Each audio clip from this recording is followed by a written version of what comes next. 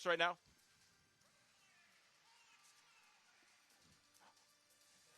Oh, I've already done it. Okay. All right, let's send it down to the third member of our crew, Ashley Bahavitz. Thanks, Carl. Yes, a well-balanced attack from SAFC so far this season. They've truly spread the field with 22 regular season goals scored by 12 different players. I caught up with Juan Agudelo, who's in the starting lineup tonight, as you mentioned, and scored his first goal of the season last Friday against El Paso. He applauded the coaches for the strategy of giving so many players a variety of minutes, and he said it's going to benefit them in the long run and hopefully in the playoff picture. Carl, he said that it's creating team chemistry and a confidence that no matter who's called upon, they're going to be ready. Thank you, Ashley. And then, right into...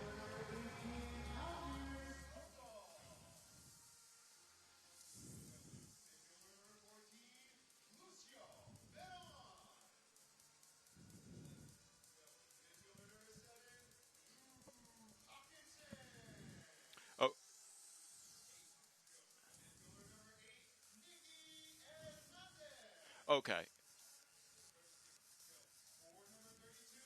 Okay, like, yeah, okay, gotcha.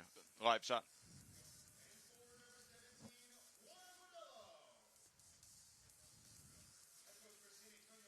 Okay, great. Okay, great.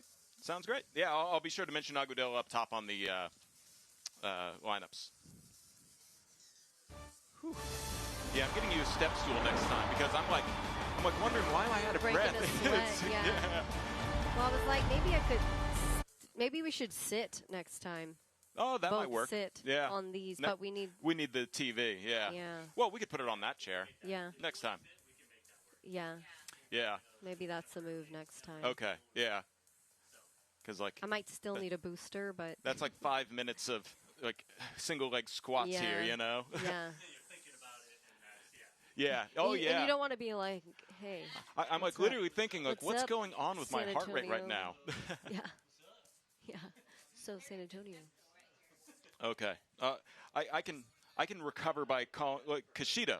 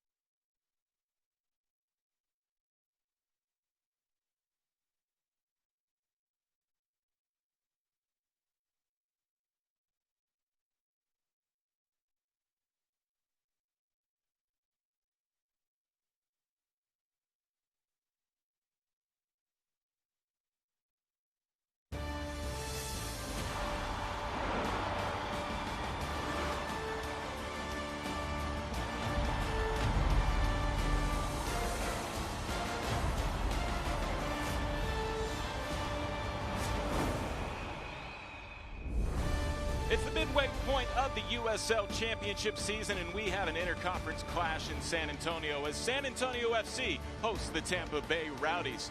Hello, everyone. I'm Carl Schoening along with Katie Goodman. Happy y'all joined us on FanDuel Sports Network. Katie, it's always fun up here in the booth with you, and it's really been fun on the pitch for San Antonio FC this season. In his first season, Carlos Gamosa really has SAFC on track, 1 point out of first place in the Western Conference standings. Right. It's been wonderful to see all season long. Hasn't been a perfect season, but it's good enough to get them in that number 2 spot. I want to see them hold on to that. It's going to be a challenge to take on New Mexico United. They've got the Jägermeister Cup coming up as a challenge, as a precursor to the in-season play. So I'm excited to see how that goes next week. Tampa Bay Rowdies started off this season with contender expectations. It's been a rocky road since the start of the season in April, but this week they welcome in a new head coach in Dominique Cassiato, and he certainly is going to have his hands full, but he is familiar with SAFC, having coached against them twice with Union Omaha. Right, you can see that 3-9-2 record, not typical there for the Tampa Bay Rowdies, third fewest points in the USL. We got this new head coach who knows San Antonio, so if he's going to come in on any game, this is the one. I wouldn't be surprised if we see a similar playing style to what we saw with Union Omaha. We have a fun one here between two teams that have not actually had a winner in this matchup. 0-3 in the 3 meetings. It's Military Appreciation Night here in Military City. We have lineups and kickoff from Toyota Field on FanDuel Sports Network when we come back.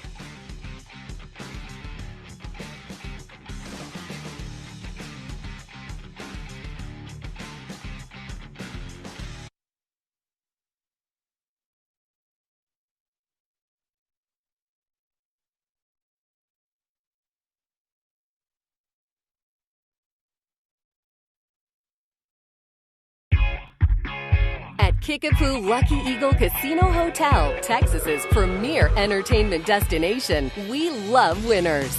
With millions of dollars in jackpots paid, vehicles, cash, and gift giveaways monthly, the excitement never ends. Visit Kickapoo Lucky Eagle Casino Hotel in Eagle Pass, Texas, and find current promotions at LuckyEagleTexas.com or on social at Lucky Eagle Texas. When the work gets tough, the tough get Tundra. With up to 12,000 pounds of towing muscle. Power, torque, grit, and durability that doesn't back down. It's the truck that works as hard as you do. Toyota Tundra, designed for the grind. Right now, qualified buyers get 1.99% APR financing for 72 months on a new 2025 Tundra. Offer ends August 4th. Toyota, let's go places.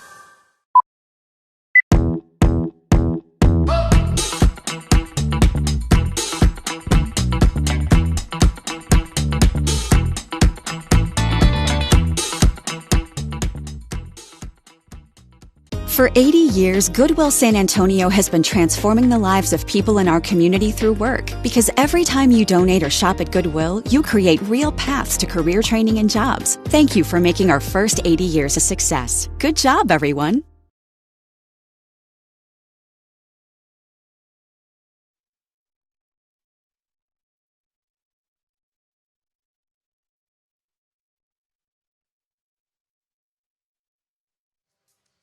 San Antonio FC on FanDuel Sports Network is brought to you by your local Toyota. To kick off moments with the Rowdies, always interesting to see what Casciato is going to do with his lineup here in his first match. They'll go with a 3-4-3 formation. Yes, you've got Manuel Arteaga, 3 goals so far, 9 shots on target. That leads the team with shots on target. Only a matter of time before he starts adding to the stats. He had 18 goals last season. You got Rubens Pacius leading the way with 5. So those are the 2 to watch there for Tampa. And for the home club, San Antonio FC, Agudelo and Paredes up top. Yes, Agudelo and Paredes, you named it. These are the guys that are working really, really well together at top. Especially Andres Paredes has really been the shining star here for San Antonio FC as of late.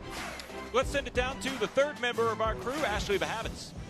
Thanks, Carl. Yes, a well-balanced attack from SAFC so far this season. They've truly spread the field with 22 regular season goals scored by 12 different players. I caught up with Juan Agudelo, who you mentioned is in the starting lineup tonight, and scored his first goal against El Paso last Friday. He applauded the coaches for the strategy of giving a variety of players so many minutes. He said it's going to help us in the long run and hopefully in the playoff picture. And Carl, he said it's creating good team chemistry and creating solid confidence that no matter who is called upon, they're going to be ready to go. Juan Agudelo was somebody who led SAFC with 8 goals in 2024, gets his first one in the 11th minute versus the El Paso Locomotive in the first win for San Antonio in El Paso since 2021. Carlos Lamosa looks on his first season with San Antonio FC, so all he's doing is breaking streaks like that, Katie. Yes, and he's done plenty of that here. And, you know, what's most interesting about Llamosa is his ability to go and bring a different lineup every time. And Danny Nemani will be getting the start in frame for SAFC as Richard Sanchez was subbed out with a concussion in El Paso. So he's obviously getting his first start here at Toyota Field in league play, and we're expecting some good things for him now that he's had a week of practice knowing he's going to be the starter. Right, he made it to Team of the Week as well for his impressive standout step in there. And that was Dominique Cascido in his first match at the helm for the Rowdies. He looks on as the opening kickoff will immediately lead to a throw-in for SAFC, wearing the white kits with the Fiesta colors. And for the first time this season, Tampa Bay debuts their black kits as the The electroshock kit from Charlie is what they call it, and known as Lightning City. Tampa Bay will be rocking those kits. It's their first time since 2013 having black-themed kits. They said that the dark gray on the kit is meant to resemble the clouds, and then the green is meant to resemble lightning strikes. So I think that's pretty cool. Creative. SAFC with their first chance in the attacking third. Hawkinson couldn't split the defenders and called in for the first time tonight. Ethan Bondre dives onto the grass to initiate this possession as they'll work down the sideline.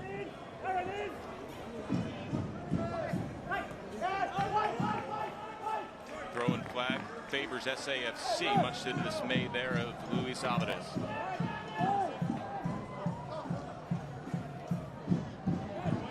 Shannon Gomez getting his first start of the season for SAFC with the throw-in right here. I'm sure he's excited to be starting on that back line. That he is. He's a veteran player and has contributed so much to the club. Also plays for Trinidad and Tobago's men's national team. So, you know, flying out for camp a lot of times and then back for games, and he handles it all. Let's check out the Katie's keys to the match here. Katie, what do you got? So with San Antonio FC, it's going to be about that pace out of the back. As you can see, they're already kind of back on their heels here. And also on the flip side, quick finishes. In the past, they've just really struggled with finishing on the one touch. If they can do that here, you can expect them to rack up some goals. Tampa, I'm looking for the high press and dispossess. That's something that Casciato loves to do with Union Omaha. People know that San Antonio loves to possess. You know he's going to try to do that. And follow the runner on defense for Tampa.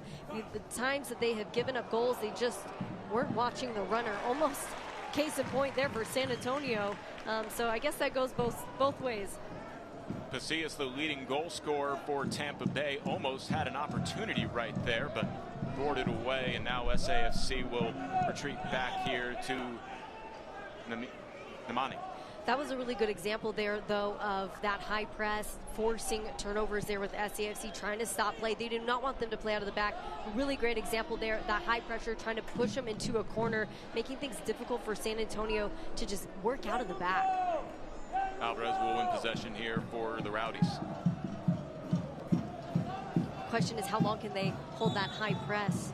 It's definitely a physical game and at this level. But you saw it with Union Omaha, they did it no problem. They really made that game difficult for San Antonio. And the only way to counteract that, like I said in the keys, is pace out of the back, hang it around. I know sometimes you want to watch and look for those perfect passing lanes, but you got to do it quickly.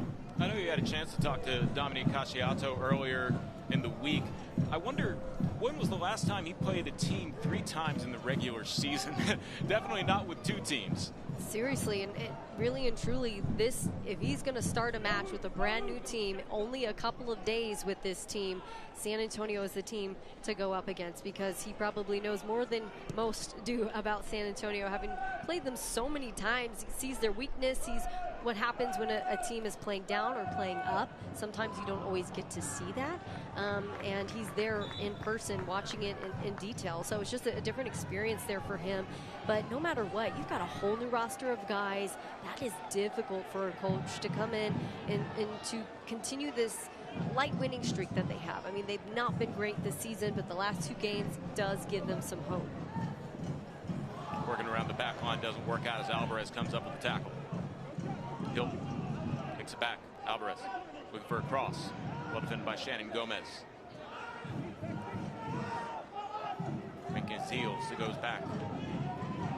White. The switch was on there if they had picked their head up a little bit, so maybe just something to consider. Van Kazeel looking for some space. SAFC with smothering defenses really shut down the spacing, and then Van Kazeel has it taken away by Shannon Gomez. Beautiful tackle there from Shannon. It's always tricky being right there near the box, but he's known for those really solid, clean tackles. Can also get up into the attack as well. And just looking at this 4-4-2 structure, you know San Antonio wants to ping it across and utilize those wingers.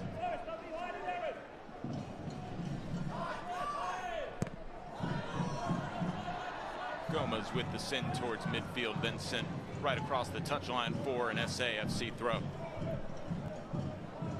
I think the vast majority of the game here is probably going to be played in the middle of the park. You have two lineups that are very horizontal focused, so a lot of back and forth switching of the field. That's a beautiful switch there on the back line. Now it's just getting it up, pinging it around, finding that pace. Soto has plenty of space to work. And that's some really good movement there from San Antonio, finding some breathing room. Shannon Gomez heads it forward. Hawkinson pushed down as he loses the possession, and a foul will be called here, and we're going to have a potential concussion check here as there was a lot of contact on the head there. Luke Hawkinson pops right back up, but I think there was a little concern on that collision.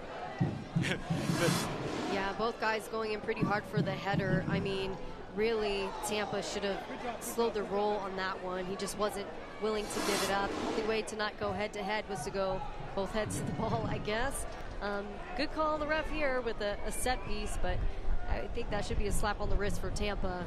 It's definitely a dangerous play, unnecessary. I'm pretty sure you and I both got yellow cards just by watching the El Paso Locomotive game. 8 SAFC players received yellow cards, 5 yellow cards handed out to El Paso, and none here. So sort of an early tone being set, but I think that's a fair play. Nobody wins in headbutts. Right. Well, El Paso's a rival. Let's see if San Antonio can make magic here on this set piece. Nicky Hernandez will get it right back from Hawkinson. Sent in towards the 6, and it'll be headed over the crossbar. Corner kick, first one of the evening, set up as Arteaga sends it over. Beautiful service in, though, from Nicky Hernandez. Really put in a perfect spot. Nice bend, top of the 5. Let's see if he can do it again from the corner. He's got Hawkinson over there coming to assist. Hernandez setting up the corner. As you said, short option Hawkinson.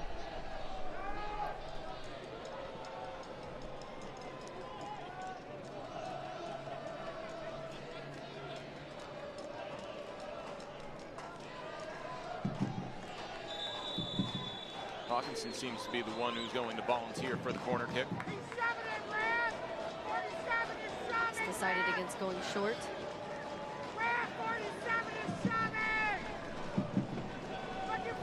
Hawkinson sends it in.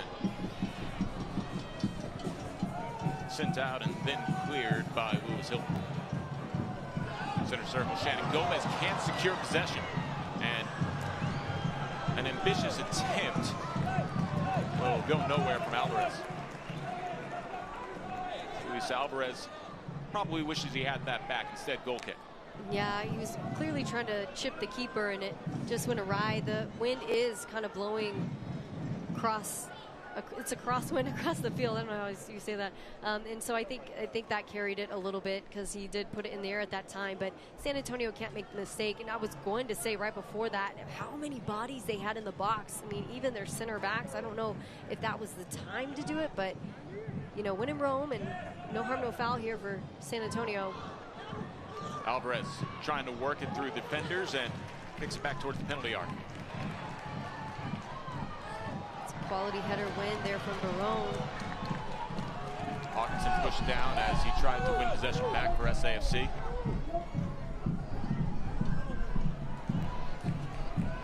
And then good defense there by Finale to win possession back.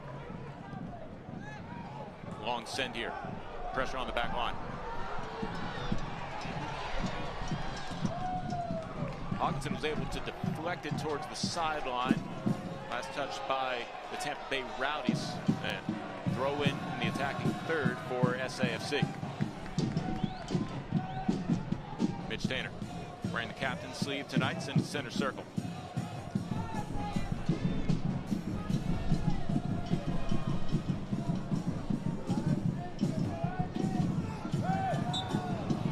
Foul at the center circle will be called there as a little too physical. Amir Soto gets whistled for the foul. And well, Arteaga still pleading his case even though he got the call. They've got Thomas Van Kaziel right there open.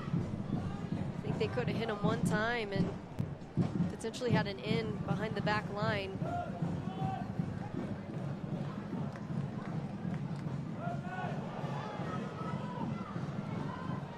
Out wide, Van Kaziel will get his chance and he'll roll it right there, sliding onto the ground there. Namani will get the save. And then there's an injury pause here for a Rowdy down near the center circle. I would keep your eye on Thomas Van Kaziel. He's been kind of creeping up in the corner there, unmarked from San Antonio. I think might be with the idea of leaving the weak side open a bit, but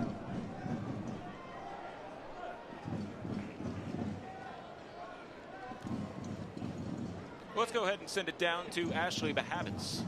Thanks, Carl. Yeah, a very special night for goalkeeper Danny Namani. His first USL Championship League start in goal. Unfortunately, it's not in the best of circumstances, as Richard Sanchez is still under concussion protocol from last week's game against El Paso. But Danny said after training on Thursday, he always stays ready for opportunities like this. He's blessed to have the start tonight. And under the mentorship of Richard, he said he's learned some of his habits and his rituals, tried to incorporate them into his own game. But at the end of the day, he said Richard has encouraged him to be himself and nothing but himself in goal. Thank you, Ashley. Big opportunity for Danny Namani, the 28-year-old out of Sugar Land, Texas. He went to UIW, your alma mater. Yep. And had a really fun kick and chat with him a couple weeks ago. Got to learn more about him. He came here as a trialist, actually went to USL 2, and then came to San Antonio FC as a trialist, and then now getting his start here. It's really an incredible story, and to know that he played locally as well is just something else. Danny Chrysostoma will head to the sideline, but he seems like he'll be able to resume shortly after the drop ball here to pick play back up. 13th minute, halfway done. A couple chances for both teams, nothing too dangerous. A lot of pressure being brought on by the Rowdies.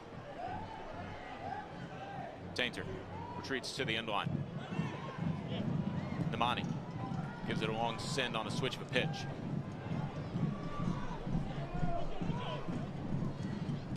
Cross will be deflected there as Bodley was trying to send it in towards the 6. Reese Buckmaster so good on that right side all season long, has been really consistent, able to read and stand up players just like that. Bodley had it deflected once more, and then it's easily scooped up. Nice job by Namani. But all of that started from not playing cleanly out of the back. I think maybe Shannon was a little caught off guard. And, you know, that first touch was a little long, which kind of put them into a sticky situation. And as you can see there, Tampa's just camping out up high, making things really difficult.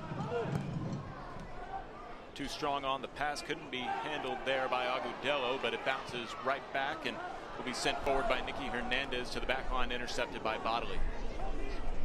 Bodley playing ahead, runs right into the defenders. Pressure on the back line, trying to fight through it and then cut off on the defense there by Lasso, as Paradas almost had a chance to get past that back line. Now Alvarez. Doing what he does best with those 1v1s. I mean, he can pick 2-3 guys at a time. It's just picking his head up to see where his teammates are. He does so well on the wing. People are able to get him in behind, and if you can get him in behind the back line, he's really dangerous. But when he's camped up top with Agudelo, it's just a different style of play that we're asking of him. Alvarez chips it towards the penalty mark, and it's picked up off of the bounce. Namani certainly has had an eventful first 14.5 minutes. Right, tested early on, and that's a much better play out here. Paredes is about to work some magic. Paredes sends it across the top of the penalty box. Hawkinson just wide on the shot, didn't get enough power and accuracy behind him. Agudelo wanting to call for that mild push on the back. Let's have another look here. It's a great play in, but I think he just was not able to handle the speed of that ball. It's driven in. Bandre keeps it short. Whistles here.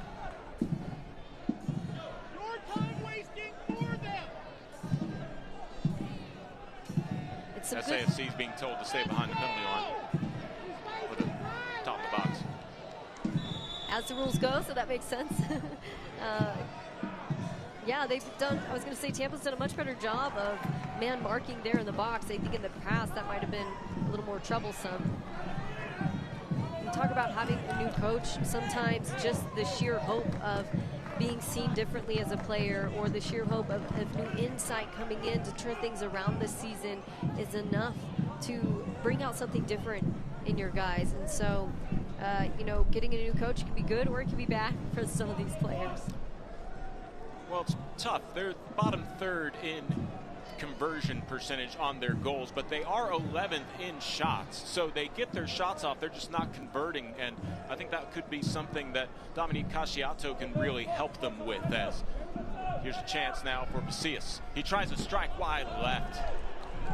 I think a big reason that they have struggled with converting those shots is they're not in the best positions all the time to put them away. A lot of that depends on what's coming out of the midfield and setting your guys up for success there up top. But, I mean, when you look at Pasillas and the things that he's been able to do, he's had some really beautiful finishes there. So he's just been able to really hold it down up top. Aerial duel. Eventually ends up at the feet of SAFC. I was going to say, and then it makes you wonder who the missing piece is there to really unlock the firepower for Manuel Arteaga. It's interesting to see how a lot of these players change whenever the players around them change. Paredes will be called for the fouls. He tries to win for a good opportunity.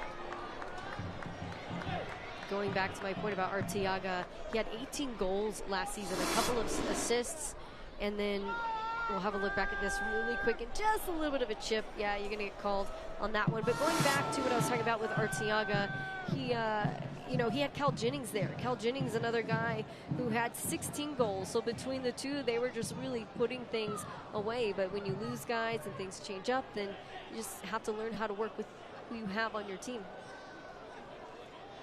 And hopefully Casciato can figure that out for him. Ethan Bandre will send it long on the free kick. Hawkinson heads it towards the back line, and just back and forth here off the heads of both teams.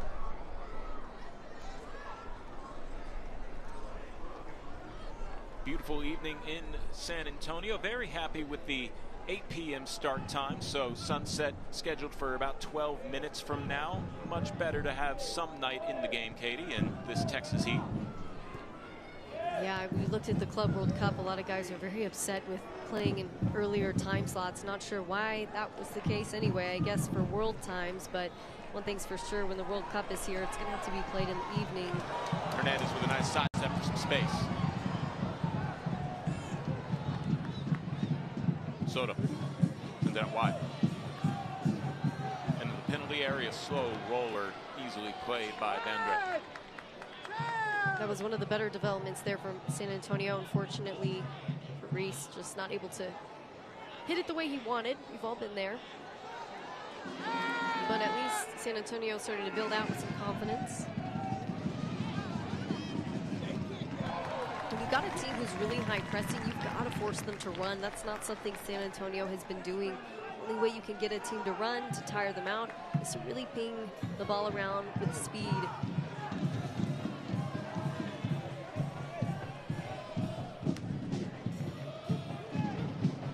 Pasillas went ahead. Arteaga couldn't handle it. Mitch Tanner plays it safe all the way back. Imani, as I mentioned, really a lot of opportunities to touch the ball here in the first 20 minutes of action, as the Rowdies have been the more aggressive team. It's clear San Antonio's trying to get them to take the bait, open up these passing lanes through the middle here, but you can't make mistakes like that. Pasillas slows it down, waits for a teammate, and got impatient after that.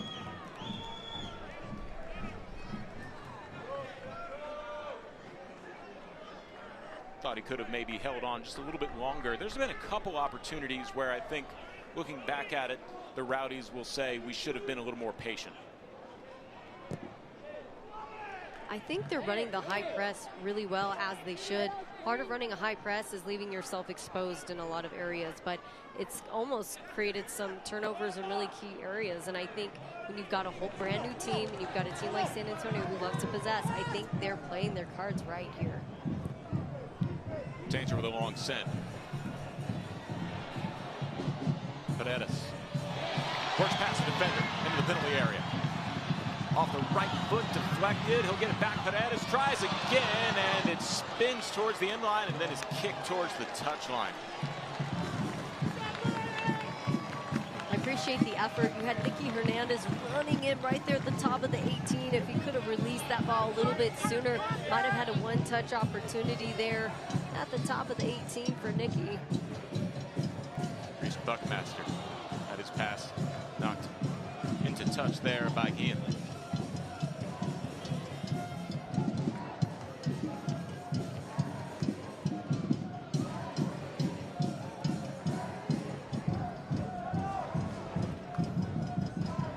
Assertive moves by Mitchell Tainter as the sliding kick will be sent up for an aerial duel won by SAFC. Hernandez pushed from behind, no whistling, there it is. Free kick in the center circle. Well, that's one way to disrupt play, that's for sure. You know, if you're not close enough to close it down cleanly, this is kind of part of that type of game plan where, yeah, you do make a silly foul. The last thing that they want to do is get San Antonio cooking it. Manuel Arteaga complaining that he was called for the foul. Seemed pretty obvious to most of the fans in the stadium. Arteaga, again, goal scorer last season, big time. From Venezuela, played at Phoenix Rising and Indy 11 prior to this. He's a name that's circled on the sheet, so surprising to see him creating these kinds of fouls. But if that's part of the assignment, then you know. Yeah, you never know what the new coach is going to be throwing out at these players to do. Be more physical could be one of them. Well, if you're losing, I think the bare minimum is get mad about it and show some physicality to just stop whatever's happening, and they've done a lot of that here. Going back to the last USL Championship match for the Rowdies against the Indy 11, they were down 1-0 at halftime and then scored 3 goals unanswered to come up with the victory in a match that, you know, they're looking for turning points in the season. That could have been it. It definitely helps having a couple wins under your belt and then maybe a new perspective from a coach, and a pretty okay first half here for Tampa. Paredes will send it into the box and then it'll be deflected out as Agudelo almost had a goal, but the save there, just phenomenal one by Vandre. And now it's just sending the stands in the momentum. Maybe speaking too soon here. Do not blink on San Antonio. What a service in, and just perfectly behind the line. Agudelo there to try and finish. Beautiful stuff there from San Antonio. Lucky day for Tampa. Ethan Dandre with the early highlight of the evening. I think it's fair to say that in the last 5-10 minutes, the tides have changed here a little bit. San Antonio definitely more in possession, more in control of this game. And part of that is your team gets tired after a while if you keep forcing them to chase. I was about to say that the high press can really tire you out. Shannon Gomez, who can also play a little bit of a wing as he's on the back line, sends to the middle of the field. Hernandez tries to strike him well outside the box, and ambitious attempt nowhere on target. Got a little ahead of himself there. Also had a switch on, but I also don't blame him for trying to switch things up a bit, because, you know, if you continue going down the same exact way, it becomes easy to read. But at this point, they've regained possession. They seem to be dictating more of the game. I think you want to continue doing more of that. Mitch Tanner heads it forward. Fight for the ball. No whistle as good pressure will send it across for a throw. Lawrence White just trying to stir the pot here at Toyota Field. has a goal so far this season. It's actually his second stint. He spent the first of 2021 and 2022. Then in 23 went back to Nashville. SC had a couple games here and then came back in 2024 to Tampa. And White had the exclamation point at the end of that Indy 11 with the third goal in stoppage time. Paredes has it sent right back to him on the attempt. Paredes recycles the service towards the 6 and just missing the head. Trying to jump up and get a goal off of that noggin was Agudelo.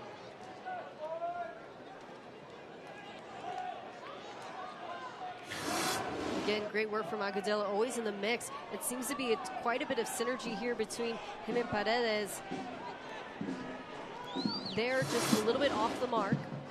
From that angle, I could tell that it was much further away. From our angle, it looked like it may be missed by a foot. Yeah.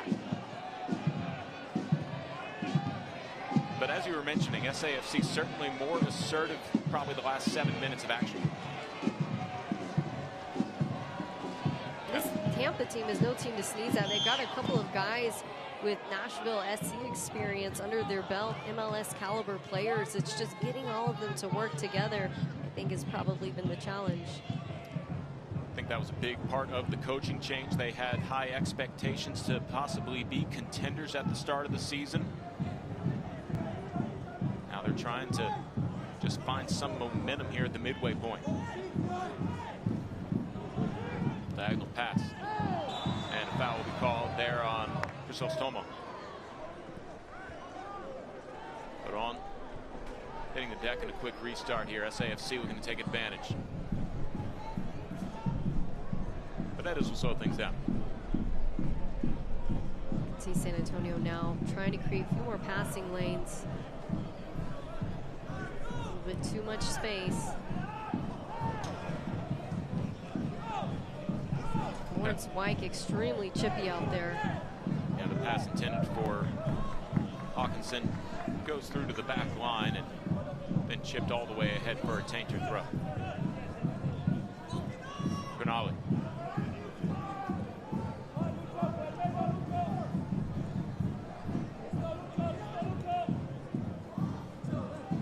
Much better pace here out of the back. Creates a lot of space on a switch.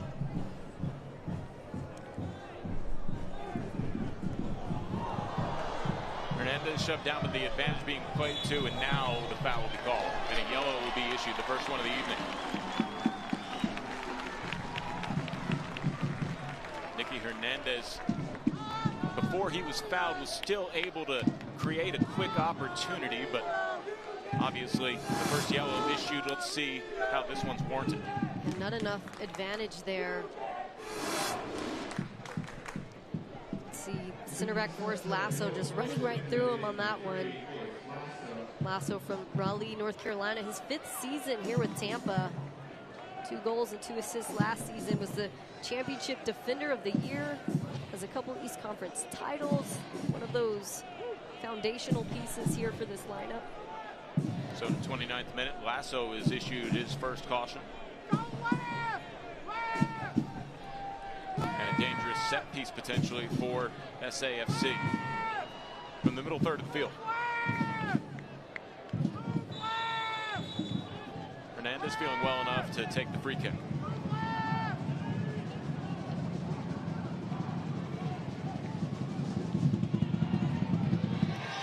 Chips it in and then off the head of White.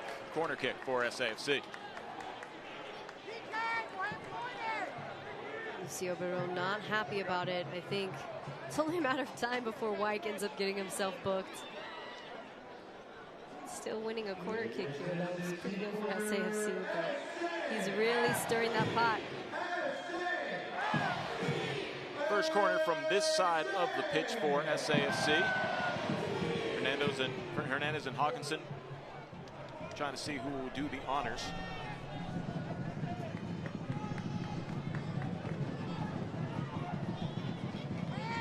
Hawkinson with the in-swing. Does have Hernandez as a short option. Punched out, and Bandere will have to deal with another corner.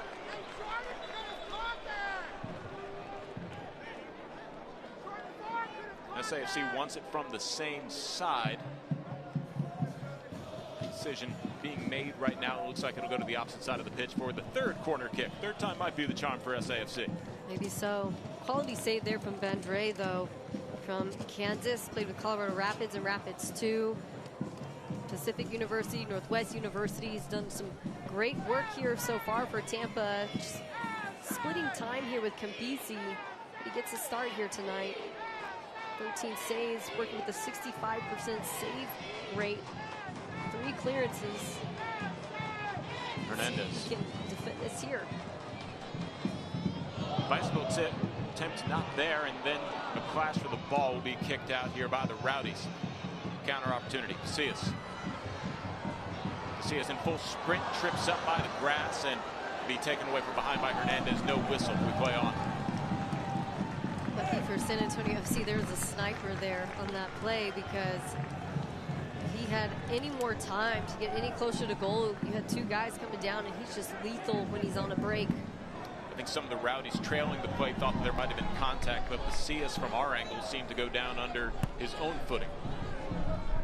And as he said, perhaps a sniper somewhere, just a shot as he hits the grass.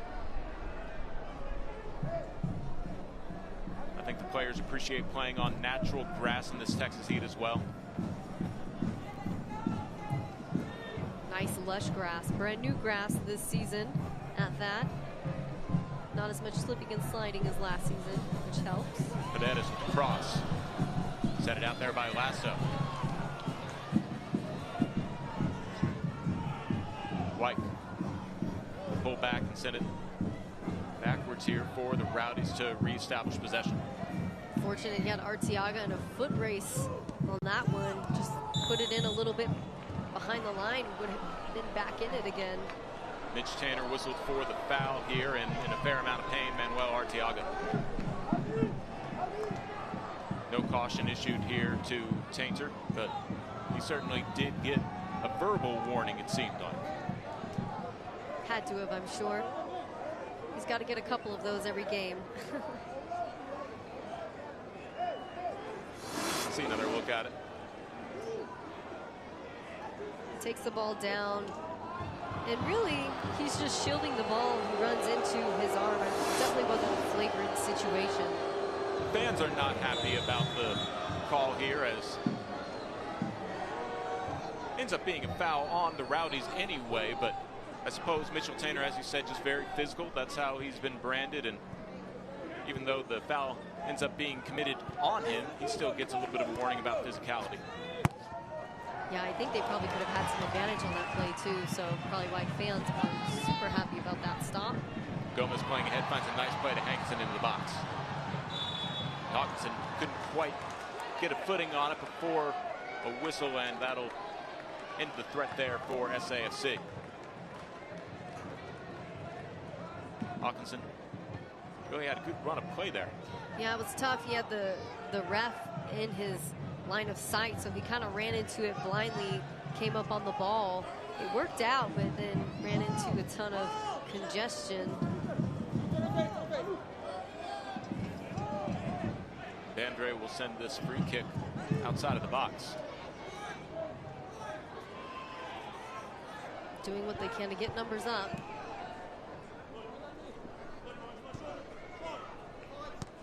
Canali sends it towards midfield and then down the touchline. SAFC's throw. Shannon Gomez is an interesting wild card, as you and I were talking about him getting his first start of the season, but he's playing on the back line, but he can also play ahead as sort of a wing hybrid, and I think that makes him dangerous. Absolutely, and nowadays you kind of have to be able to do both there in that outside back position, which is why Jimmy Madronda has been so key. I mean, an incredible player with a ton of talent. You would think, oh, maybe he's a center mid or a striker, but really he has shown so much quality from that outside back position. I think a lot of times it's because people just don't expect him to create what he does out of that outside back role. Padron called for the foul.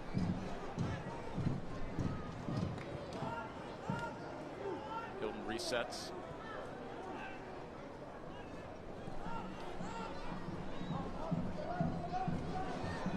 Scoreless here in the 36th minute.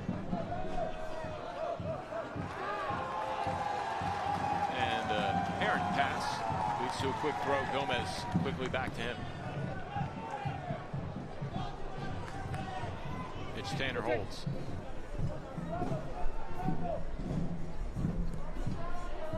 Soto finds some space on the right side. Got Gomez on a switch if they really wanted it. They'll reset the space. Paredes. Looking for the touch. Well defended by the Rowdies. Sent into touch. Crisostomo.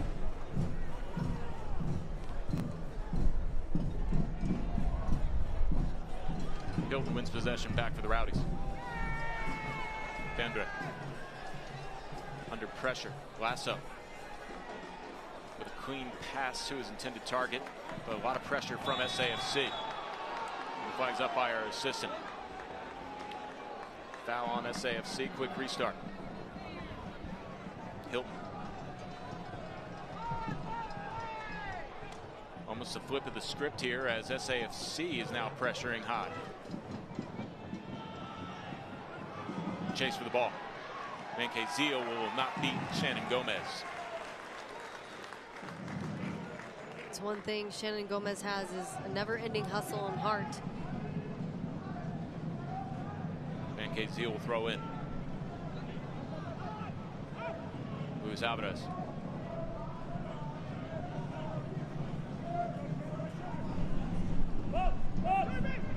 White tries a cross. Off the head and then will be allowed to go across. No, they will not allow it across. Good play there to send it back towards midfield. Rowdies trying to recycle service. Hilton sends it wide.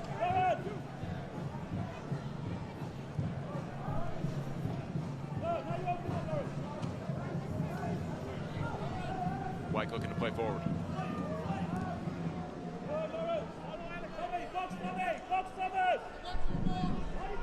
Bodley sends it into the penalty area and it rolls across the end line.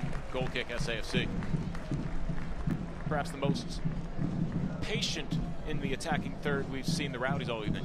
Yeah, and I think that's just the situation that presented itself, you know, and they weren't able to, there were no options to move forward with quickness, right? But they did a great job there in possession. But when you look at this game as a whole, we're 38 minutes in. I think it's safe to say that San Antonio FC, they're the team that's really creating things in forward momentum. You know, I feel like it's been a little more clinical, intentional, and they've really dominated a bit more of this game. It may not show that in the statistics, but if you're watching this with the soccer eye, I think it's pretty clear to see how they've really worked to open up a ton of passing lanes.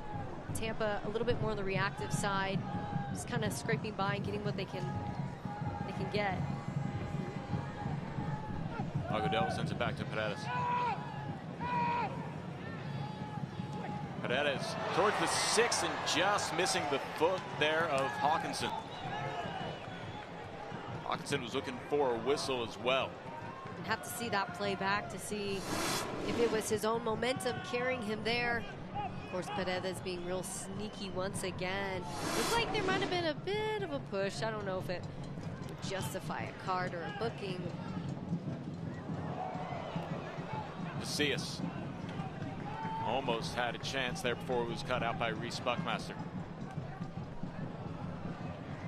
Cronali couldn't handle that pass. Bodley will catch up to it. Alvarez. Nice tackle to take it back there. Omir Soto with that tackle has done a really good job there in the middle of the park this season. Hawkinson switches the pitch. Paredes, fancy dribbling in the penalty area. We'll take it back out and reset some spacing. Soto. We got the tackle to start this possession. Sends it back to the line. Paredes does such a great job to pull numbers out wide. Leaves a lot of running lanes open. But in order to make that work, you need your midfield up there in the attack too. Cronali in center circle.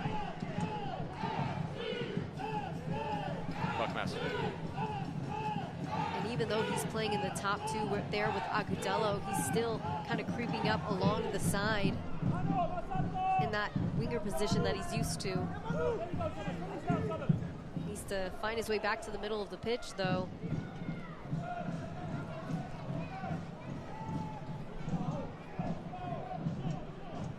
Nemani, plenty of time to figure out what he wants to do with this. See us looking to pressure. We also had Nicky Hernandez there.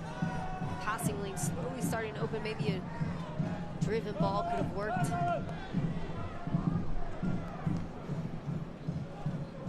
Of course, we say all of this with the bird's eye view, right? It's a lot easier from here in the booth to be able to call this game. Yeah. We don't have to deal with the chaos that is the ball. Yeah. White.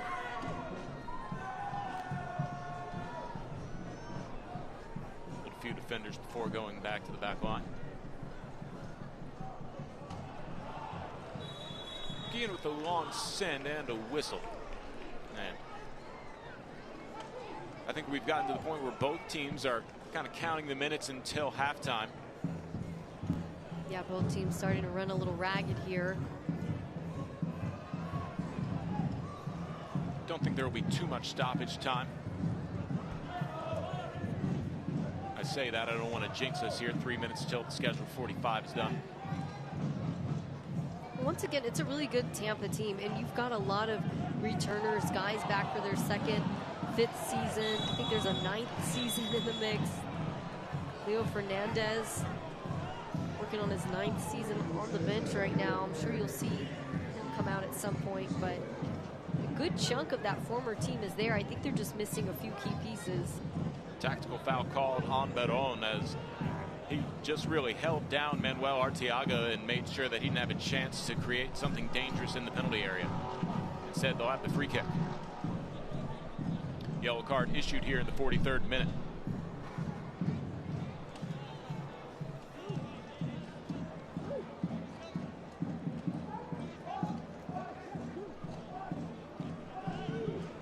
Probably hoping to go backside. Got a Tampa Bay Rowdy pretty offside there as he creeps his way back on. Lewis Hilton giving the clearance to send the free kick at the edge of the attacking third. And whistle stop here as Aaron Guillen was a little too physical and selling it down there on the pitch. Mitch Tainer. Guillen, the captain from Chihuahua, Mexico, also played for NCFC for a while, Tulsa and El Paso. His 6th season so far is a goal and most minutes played. Hilton will get another chance at it. Probably looking for Guillen.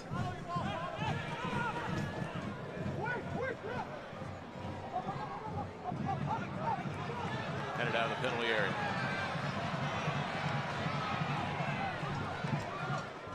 Bodily sends this one into touch before it could get to Paredes.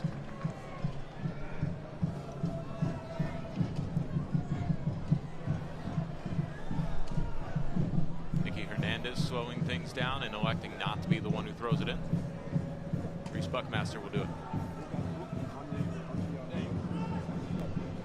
Mitch Tainer. On space for Shannon Gomez.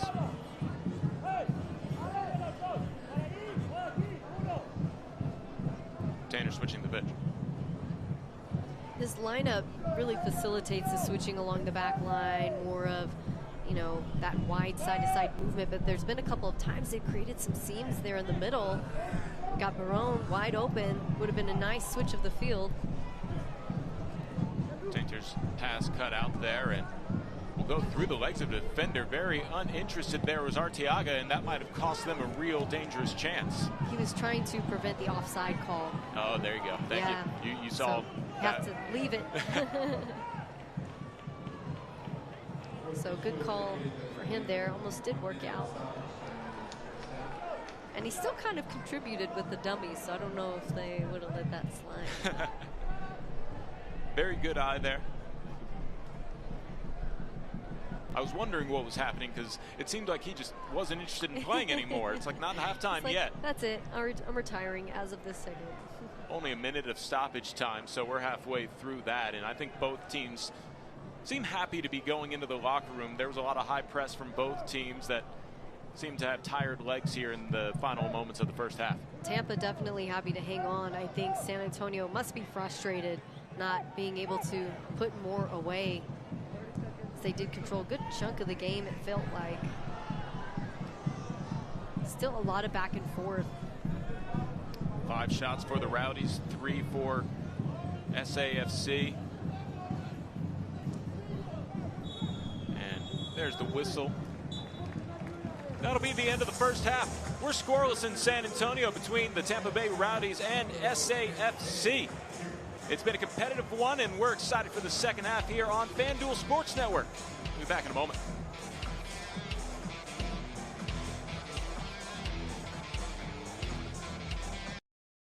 Love was nearly lost until Pizza Hut showed up. Go get her. Hi, I'm Peter. Looks like a meat lover's Deborah. Pizza Hut's hooking everyone up with more of what they love. Choose from 4 Hut Lovers pizzas starting at $12.99 each. Order on the app. John is having chest pains. What should I do? What are they saying? Lara says it could be a muscle strain. No, it's not a muscle strain. It's like inside. What else did they say? Your mama says it's probably stress. Walk around the block. I can't even walk around the sofa. I can't even get up. High-quality emergency care. Available near you. Hi, sports fans. I'm Jeff Davis. Going head-to-head with insurance companies is no easy game. It requires determination, gamesmanship, and grit. That's why you need Davis Law Firm on your side. With over 25 years' experience, our team of around 150 in 7 Texas cities has a winning track record of verdicts and settlements, many in the millions of dollars. And just like your favorite team, we play to win. If you're hurt in a car, truck, or commercial vehicle accident, call us at 444-4444. So if you want more, call the 4s. The music about to take control, cause we do it like that. This moment so phenomenal, go and throw it on back. This music about to take control, cause we do it like that. We so phenomenal. 3 nuns were driving through Austin and they got a flat tire. They stop in front of a frost bank. Next thing you know, a frost banker walks out and changes their tire? Hold on. This can't be real. It's a real story. And the nuns? Yeah, they weren't even Frost customers. Dude! You think I can be a nun? Not a chance, sister. Welcome back to Toyota Field. No score so far tonight at halftime as San Antonio FC hosts the Tampa Bay Rowdies. It's a beautiful night here in San Antonio, and unfortunately, we are just a little over a week out from the devastating floods that hit the Hill Country last week. The team is partnering with Spurs Give to help support and uplift a community that is so close to our hearts and to our home. That you can purchase a very special edition #Texas Hill Country Strong shirt. They are available online and in store for $15. The team is also offering kits for a cause, which will be the kits worn from tonight's jersey will be autographed by their respective players and auctioned off online. That auction is currently open right now. You can find that link at San Antonio FC social media pages, and it will close July 19th at midnight. Make sure to check out San Antonio FC socials to find those links and help support. After this, Katie and Carl will have more on the first half.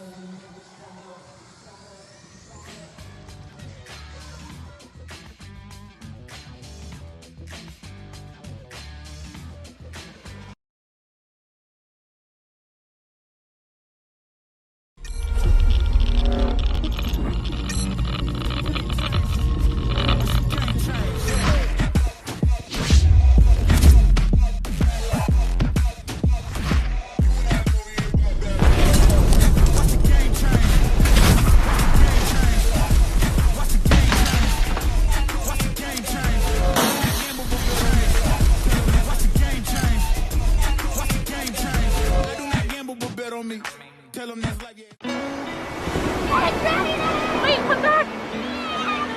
Wait, come back, I need more help. Take a load off Fanny. Take a load for free. Today we went to the beach, and it was totally worth it. Stay 3 nights this summer at Best Western and get $50 off a future stay. What makes Crystal Geyser Alpine Spring Water unique? It's our commitment to making our bottles from at least 50% recycled plastic. In fact, Crystal Geyser is the only beverage company in the U.S. to exclusively own and operate 2 plastic recycling facilities. And you can help us make an impact too by always remembering to recycle your bottles. Crystal Geyser Alpine Spring Water. Simple, but not easy. Back off the goal kick, Williams!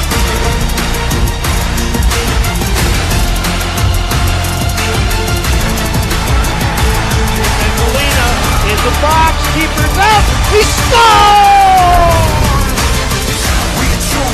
They all lies, who's down, now it's time to uprise.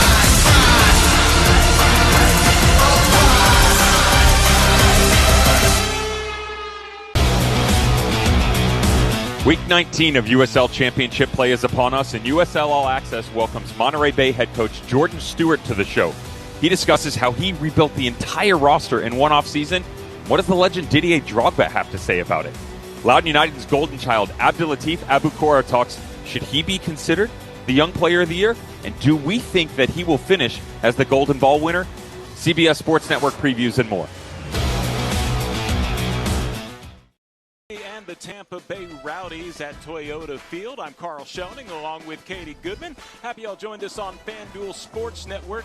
Katie, it was a competitive half, obviously scoreless, and these two teams really feeling each other out, switching up styles during the game. Yeah, quite the competitive matchup, no doubt. I mean, San Antonio just getting that onslaught of pressure there from Tampa, and we'll have to have a look at the highlights here. So Andreas Paredes, as you can see, just doing a great job of drawing the players out, creating a lot of chaos in the middle. There are a bunch of really near misses, and a big thanks of that is to Andreas Paredes. Paredes creating several opportunities, and that one perhaps one of the closest, as you see another chance for Paredes. This one, great save by Bandre to really create the highlight of the first half. Right, and I think the tail of the tape here for San Antonio FC is the near misses. I mean, they've done a really good job to dictate the game, but they just have not been able to finish their opportunities. 64% possession, I could have told you that. 36% there from Rowdies, just playing that more direct style, holding on to the game. Halftime stats brought to you by HEB. And I get the feeling that that 64% for SAFC is something they're aiming for. The Rowdies, they're trying to be a little bit more aggressive. So what do you really feel like things have really worked out for in the first half under the Rowdies' first 45 minutes of a new head coach? I think the Rowdies have done a great job just to kind of hold on and hang around. I think what they're going to have to work on moving forward, they're not going to get it in one half, but to work on moving forward with this new coach is how do we then become more of the aggressor, get out, into more scoring positions. Right now, it just seems to be pretty reactive. How do you dictate more of the game? They're doing great on the defensive side. They got to work on the offensive side. San Antonio FC, I want to see them utilize more of their midfielders. They do a great job moving that ball back side to side. Need a little more pace, but if you create more pace on the back line, it opens up the midfield. You get a prettier switch. You get prettier opportunities in front of goal. And then maybe those near misses wouldn't be such near misses, right? Release that ball a little bit sooner. Seal the deal. We'll see what adjustments are made in the second half. We'll step aside. Halftime rolls on here on FanDuel Sports Network. Scoreless between SAFC and Tampa Bay Rowdies.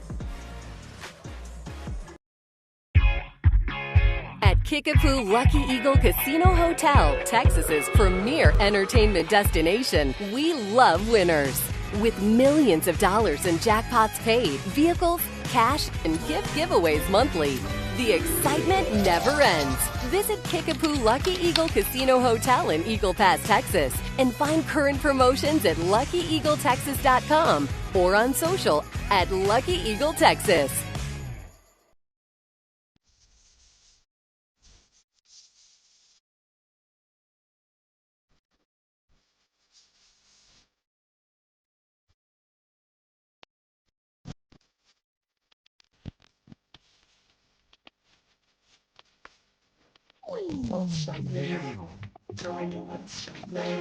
With over 40 unique flavors, there's an H-E-B Creamy Creations flavor for every craving in Texas. Just one more reason. Here, everything's better. Love was nearly lost until Pizza Hut showed up. Go get her. Hi, I'm Peter. Looks like a meat lover's dipper. Pizza Hut's hooking everyone up with more of what they love. Choose from 4 Hut Lovers pizzas starting at $12.99 each. Order on the app. For 80 years, Goodwill San Antonio has been transforming the lives of people in our community through work. Because every time you donate or shop at Goodwill, you create real paths to career training and jobs. Thank you for making our first 80 years a success. Good job, everyone.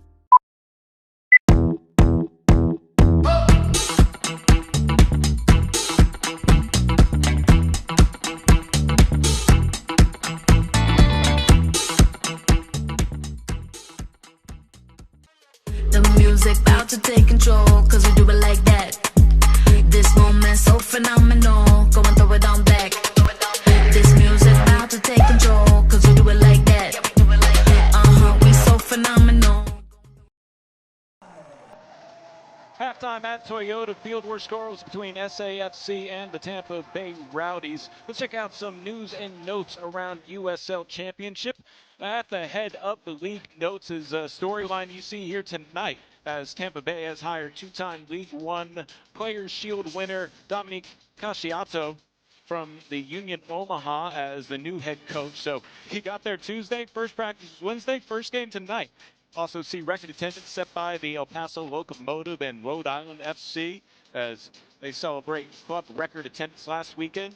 And hey, a big one for those who are keeping up with the Jägermeister Cup. Club Cup draw next Friday. Watch live on the USL Jägermeister Cup knockout round for CBS Sports Gazo. Checking out some scores around the USL Championship. Vegas with a lead, 3-2 in the 68th minute. Weather delay for Mexico United. Mexico United and Charleston. And then a couple later kickoffs here as the Phoenix Rising and the Locomotive. Then we'll have the second half on the other side here as SAFC and Tampa Bay Rowdies. We'll have the second half kick off when we come back on FanDuel Sports Network.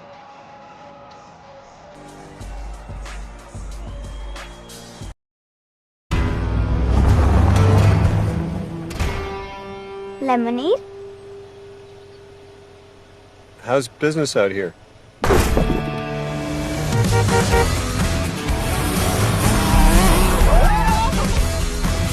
With the Tundra and Tacoma, adventures at every turn. Right now, qualified lessees can lease a new 2025 Tundra SR5 for $479 a month for 36 months. Offer ends August 4th. Toyota, let's go places. John is having chest pains. What should I do? What are they saying? Lara says it could be a muscle strain. No, it's not a muscle strain. It's like inside.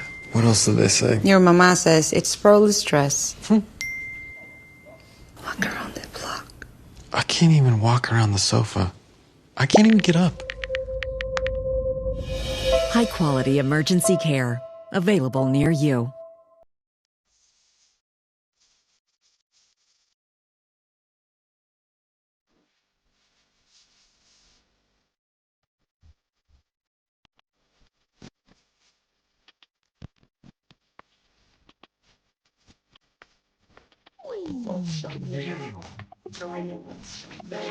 With over 40 unique flavors, there's an H-E-B Creamy Creations flavor for every craving in Texas. Just one more reason. Here, everything's better. Halftime comes to a close in San Antonio. I'm Carl Schoening along with Katie Goodman. Let's send it down to the third member of our crew. Ashley of Habits has something on Military Appreciation Night and Mitchell Tainer's ties to the military. That's right, Carl. Military Appreciation Night here at Toyota Field is always a special one in Military City, USA. But Mitch Tainer has a very special connection. His brother, Jared Tainer, is not only a graduate from the Naval Academy, he was also part of their heavyweight rowing team. After college, he graduated from the Naval Academy and then was commissioned as a second lieutenant in the Marine Corps. He retired recently last year as a first lieutenant in the Marine Corps. And a very special moment last year during Military Appreciation Night, we were able to recognize Mitch and Jared as the co-captains of the game during that introduction. So a very special connection for Military Appreciation Night, Carl. Thank you, Ashley. We appreciate Jared, and all of our troops service. As you mentioned, Military City, USA, plenty of bases out here. It's a really big military city for sure. Yeah, it's hard to run into anybody who hasn't served a little bit of time or is currently working their way through the military at this moment. And lots of perks around town if you're a military person. Second half about to get started. We talked about how both teams had a few opportunities, but nobody able to find the lead, and that seems to be a trend here in this matchup between these two teams, as SAFC and the Tampa Bay Rowdies have had 3 matches all result in draws. Trying to break that trend tonight. Yeah, unfortunately, San Antonio FC not leading at the half. When they do lead at the half, typically a win is imminent. 35 wins when leading at the half, but let's see how they do here. All knotted up. New game, new X's and O's to come out of this, I'm sure. Yeah, and against the Eastern Conference, SAFC is 18, 11, and 11, so 3 of those draws coming against the Tampa Bay Rowdies, but usually SAFC has been very good against the Eastern Conference. Like to think the West is best.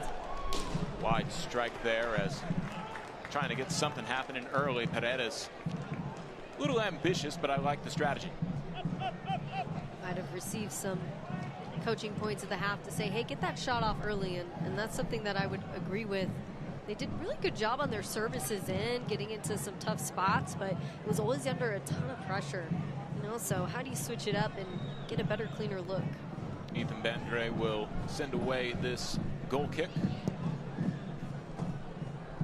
He kept it short a good majority of the goal kicks in the first half. That one he tells his line to push up out of frame on your television.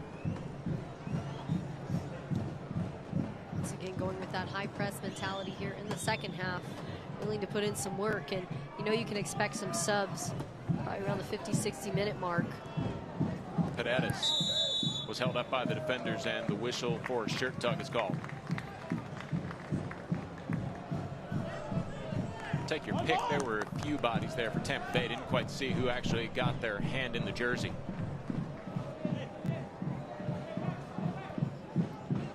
It's looking like no subs here going into the second half. Reese Buckmaster. Paredes draws a couple defenders. Canali switching the pitch. Mitch Tanner gets away from pressure from Arteaga.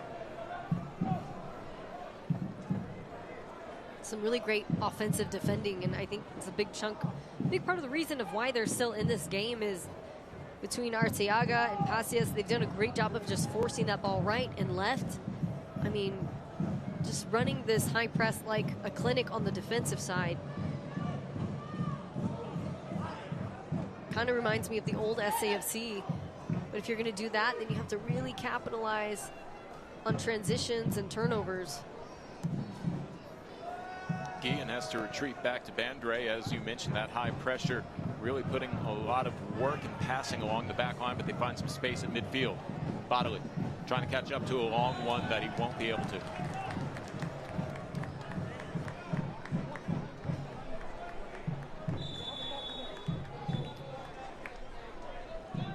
Whistles here as we have a pause for conversation.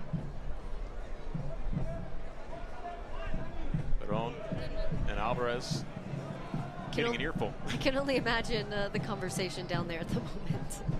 Things are starting to heat up, you know. No one's happy to be tied at half. I'm just always amazed how refs can see in every direction at once. Right. He's got some good linemen there on the side. I'm always impressed by their fitness. They have to go the whole game. I don't know if you've seen in the Club World Cup, they had a ref wear a body cam, and they took the footage of, you know, breakout play going into the attacking third, and you see the refs right there with them. It gives you some mad respect for those guys. I'm sure they move just as much as any player if you were to track them. To see us making that probably harder pass than Nemani really wanted to commit, and it'll be a throw at the edge of the attacking third here for the Rowdies. Tampa Bay looking for the lead. Mention how these two teams have drawn in their previous 3 matches. SAFC scored 2 goals in the final 10 minutes of the last matchup to keep that trend going. I'm sure both teams would like something very solid heading into the closing moments of this game, as Paredes is tripped up and he'll be the one whistled for the foul. I do not agree with that one. I mean, he was being cut off in his own running lane, and his feet were swiped up from underneath him. Not sure how that call was against him. Glad you saw it the same way. White goes out wide. White now in the penalty area and deflected for the first corner kick for the Rowdies this evening. Good defense by Soda.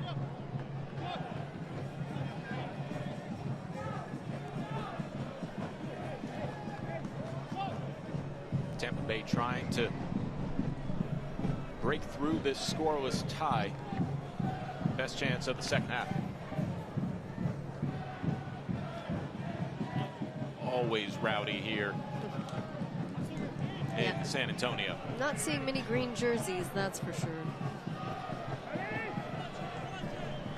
The Rowdies have to deal with the rowdiness of those Toyota tailgaters.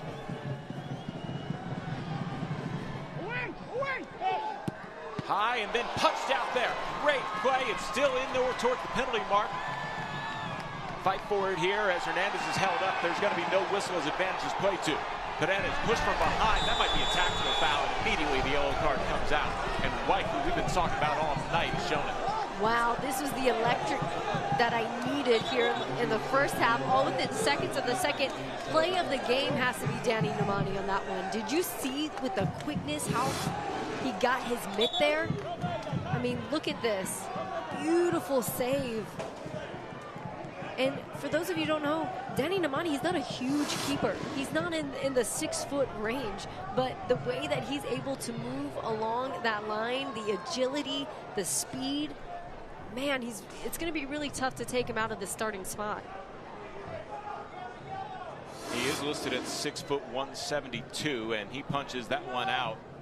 Still a chance there for Tampa Bay, and just whiffing on the attempt. Let's talk about the difficulty of that stop. It's not just getting your arm extended to stop the ball. He also pushed it out. So just, again, that to me is one heck of a play.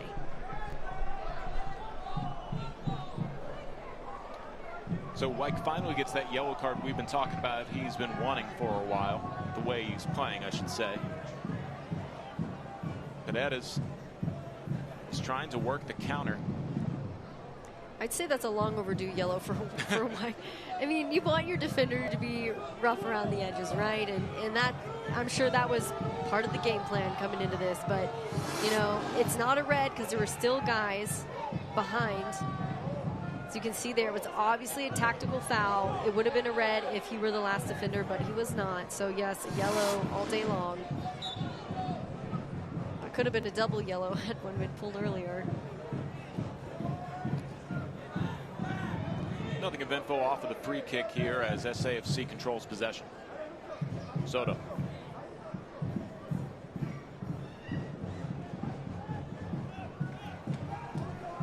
Nemani with a much lower pressure touch here than the last time he saw the ball that close. Nemani, the only goal he gave up in El Paso came off of a great save and a rebound that he had. So sometimes that's how it happens. Right. I love to see how they just use their center midfielder there, as I talked about earlier, to get that switch. Now they're in a really good attacking position. Paredes with the cross. Headed out, but still at SAFC's feet. Nicky Hernandez recycles the service.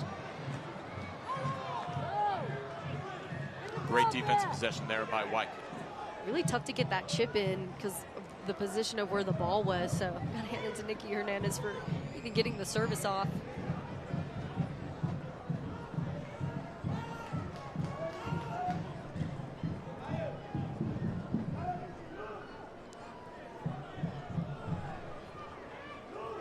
SAFC dominated the possession in the first half, and it looks like the Rowdies are going to continue to be aggressive. Bodily catching up to it. Got a foot on it, but then it was cleared out. Nicely done by Mitch Tainter to end the threat there. Bodily scored a goal last time out, his first of the season in the 60th minute as an equalizer against Indy 11. Had a chance here. Could see a bit of hesitation, and I think that just comes with not regularly being part of the starting lineup, but still able to get there anyway. That's where you really need your center backs talking to you ahead of time. Either way, good on Mitch and Krog to follow that run. Lewis Hilton will get a corner kick out of this.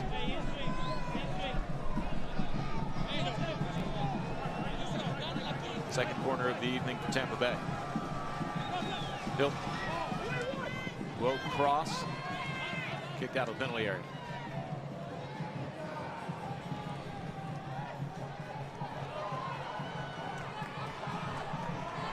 Alvarez wins possession back.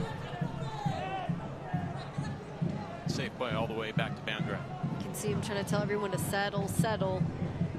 There's a lot of back and forth, pushing and shoving. Of course, the intensity is going to be high. Going into the 55th minute, usually around the 60-minute mark is when you start moving people around.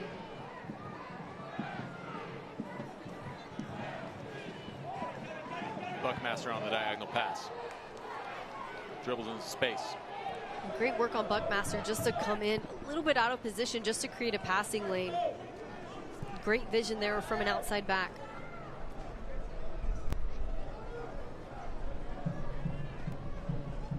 I think a lot of those outside backs get caught with their cleats to chalk, trying to get in and forward, but did a great job there moving a little bit in just to help create something. Hernandez is looking for a through ball there before White comes up with it. White. Bandra. Nice touch passing around. Guillen. Almost had it intercepted there as it finally made its way to Hilton.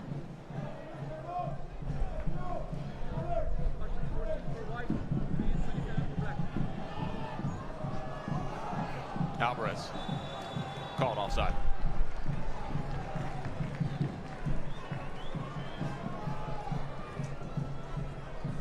What do you think is the hardest part for Dominique Cacciato?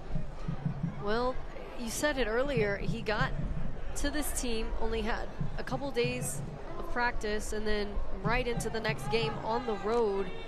I think probably the hardest part is really getting to know your guys in enough time. You can watch game tape all day long, but I think what makes really good coaches is knowing the heart and soul of their players, of what they're capable of. And I think the cool thing about Cacciato coming from USL League One and doing such a great job there, he understands player development.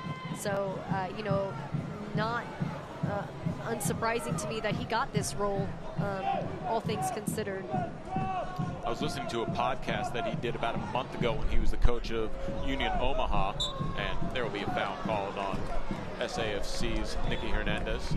But the one of the things that he talked about was as he got older as a coach, he learned that it's more important to let his players express themselves than be so hard on them tactically, because that, as a soccer player, you know that I'm sure you have to play your game sometimes, even if it doesn't necessarily match X's and O's. Absolutely, and I think a lot of that depends on the squad, how people are meshing together. You know, you see that here with Llamosa. It's a very Colombian style of play to allow that self-expression. It's not so mechanical.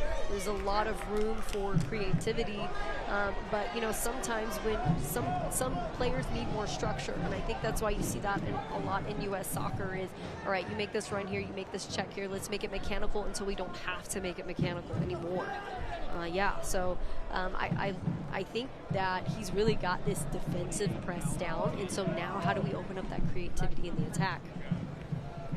Probably only have about 3 hours of practice time, maybe 10 hours of film time to really establish the strategy going into this match, but obviously they're excited to bring him in.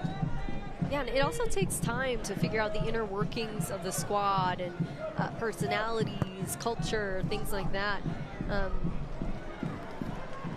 Bodily will allow this one to roll across the end line for a goal kick. because each one of these guys on this field are talented, high caliber talent out here for Tampa. It's just, how do they convert that into goals? And I think sometimes that's a culture thing. Ruben's Macias night will be done here as he is subbed out for Leo Fernandez. Fernandez playing in his 8th game of the season. Man from Sao Paulo, Brazil, enters the match to try and provide some fresh legs for Tampa Bay. Casciato had mentioned that he's really excited to work with Leo Fernandez, such a tenured player, 9 seasons here with Tampa Bay. All-time leader in appearances and assists, even with missing part of a season due to injury. So I think probably just starting to slowly incorporate him back into the lineup.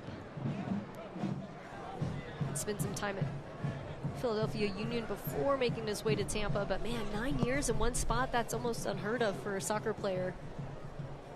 Tampa Bay is a nice place. Good place to be, yeah. You know, speaking of the movement that happens, even with Casciato, talking about, I asked him, well, what do you do now? Like, you just uproot your life? Did you just get a hotel? I mean, that's like turning on a dime, going into a whole nother organization. And he said, well, I found some units where a lot of the players live. I got my apartment, and I thought, man, these apartment people must have been thinking, this is a fast-moving deal here. Lucky for him to find an opening, and his wife and children will slowly make their way as well. So you got to hand it to the wives as well in these situations, the way that they're able to just handle all the changes that come with this type of job. Juan Agudelo hits the deck, and he's in some pain.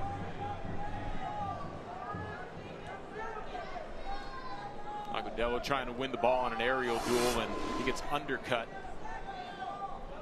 and hit in the back. Yeah, right in the back. Forrest Lasso just going after the ball himself. Wrong place, wrong time, definitely picking up the foul. No caution issued, but a dangerous set piece coming up for San Antonio FC. In my old age with my back history, I feel like I felt that one in real time. Poor thing. I hope he's able to see it through. He doesn't get any cramping or anything like that. Juan Agudelo, 32 years old, far from the young 20s when he can just bounce right back up, but he does anyway. Agudelo, you forget that he is so tenured, has 28 caps on the U.S. men's national team, just out here doing his best. Great stuff. Ogden with the chip. That will be caught off of the head there by Bandre and in the threat.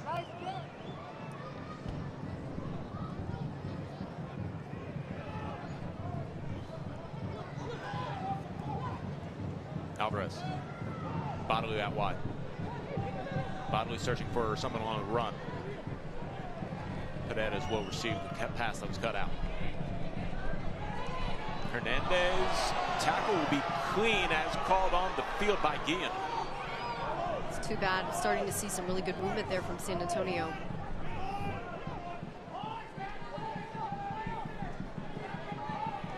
Fernandez had it taken away and some contact there. Fernandez whistled for the foul. Reese Buckmaster doing a good job getting the ball back for SAFC. I'd like to see a lot more of that type of movement from San Antonio. Players kind of playing out of position, having coverage where they need it. And you have Paredes get all the way back and then all the way back up. And that's the kind of team that's really hard to mark when you've got continual movement.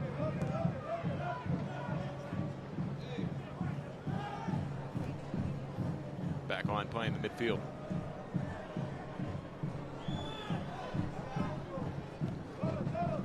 I know they can't see you at home, but you very much have suggestions up here with your hands. Yes. Well, you can't see me on camera, but a lot of these movements that I do with my hands are what you do as a player. Both hands out like, hey, I'm right here, I'm open. And so you see an open guy, you think, oh, right there, he's wide open, send it. And he did exactly what I was thinking there. You're trying to encourage the pass and manifest it in that particular case. There you go. There you go. Manifestation all day long. Shannon Gomez sends back to Mitch Tainer. Soto center circle right back out. I I see what he was trying to do there. I think Agudelo just was not on the same page. He wanted a quick check back and a flick on to Paredes. I think that happens when you start just getting tired. Mind switches off a little bit. Got a full bench to pull from San Antonio's side. Fernandez sends it in towards the 6 and easily caught there. Nemani called into action. Nemani with the rollout here to Shannon Gomez.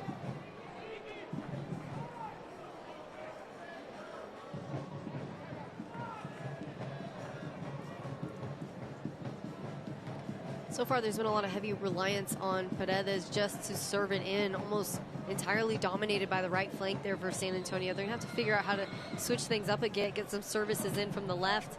It's been a lot of Agudelo just trying to get on the end of it or, you know, use his big man power there in the box. Lasso not having it at all. I think you've got a 2 big man matchup there in the box. Way too strong on the pass there, as Nemani was looking for somebody to get open and a little too far ahead. Alvarez catches it in the penalty area. With a cross. The turn and shoot by Fernandez is blocked. You know, I will say San Antonio FC, even though maybe there's been some silly turnovers, defensively they've been very clean, able to stay organized. They don't really seem to be out of form there. Paredes with the one touch. Would have been a good overlapping run there for Nicky Hernandez, but good for him to sit back. Hernandez does get it here. Hernandez surveys his options. Was sending it towards the mark. Guillen deflects the pass. And it's cleared out there by Van Kazeel. Throwing for SAFC. We start the 67th minute. Games like these, I think, is where San Antonio begins to miss Jorge Hernandez. He's one of those guys who is creating magic even in the final moments, really giving defenders problems, just moving constantly. Such a difficult player to mark. Really unfortunate he's not able to make it in this game. Hernandez leads the team in goals scored with 7. And obviously a big part of SAFC's creation chances.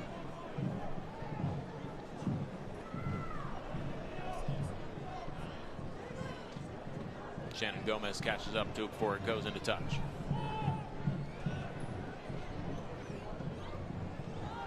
Reese Buckmaster with a long sent back, dangerous play. Alvarez almost caught up to it.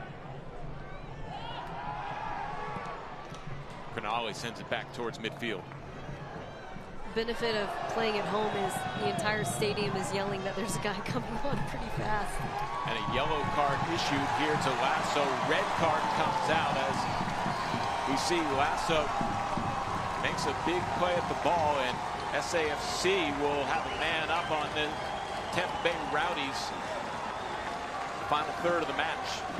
This is where things could really turn here for San Antonio FC. I think Lasso single-handedly was keeping Agudelo at bay. If he can maintain his fitness and some stamina here, things might really open up. Or you might see a change in a different body type up top. Maybe a Lacava might come in and relieve Agudelo in this moment because there's not that big, tall man pressure.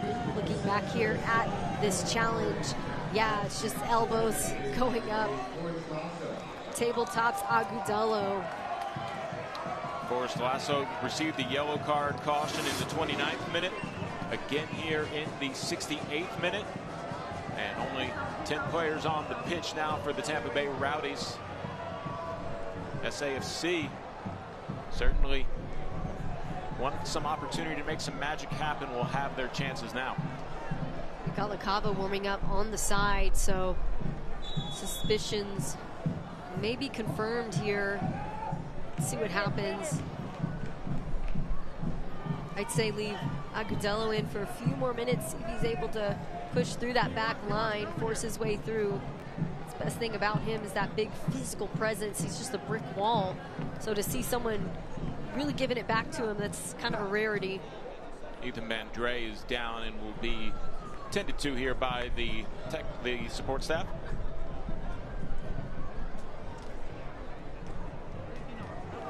And we're still scoreless, but a man down and a good opportunity for a timeout for Tampa Bay as they tend to their keeper. San Antonio FC on FanDuel Sports Network is brought to you by your local Toyota dealer. Toyota, let's go places. Eventful last couple minutes, a dangerous free kick for SAFC as the Rowdies play a man down. And, well, Dominic Casciato certainly has his work cut out for him in his first match. His team's really performed admirably to this point, though. That they have. He can be proud of what he has been able to put together on a whim out here, and I'm sure a lot of that is leaning on the shoulders of these guys. You know, you had mentioned what you heard in that podcast, giving them more responsibility and ownership for what's happening, and I'm sure there was a lot of that and leaning on them too. But, you know, moments like these give both teams a time to make a bit of a change in the game plan, right? So you've got San Antonio here who's just huddled up on the side. I think you can expect this to really significantly change the game. Wise there on Bandre to go down with a quote-unquote, you know, strain or cramp. Give everybody a little bit of time. I think everyone's happy with that bit of a break. You know, you're starting to see the fatigue set in on both sides. So, and now, got to see how things open up here. And especially when you have a set piece here on the other side of the half, you need all guys up. You want to outnumber people in the box because you can here. Manuel Arteaga exits the match for Robert Castellanos, a typical starter playing in his 14th match. He started 12 games this season for Tampa Bay. Now the first moments playing a man down for the Rowdies.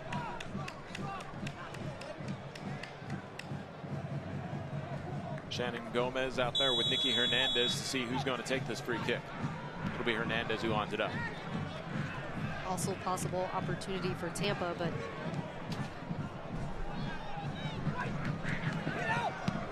too long on the pass. Flag is up either way. Offside. When I mentioned it being an opportunity for Tampa, when you've got those set pieces high up on the field like that, that's where he can take advantage of a counter, but not able to clear it the way that they had hoped.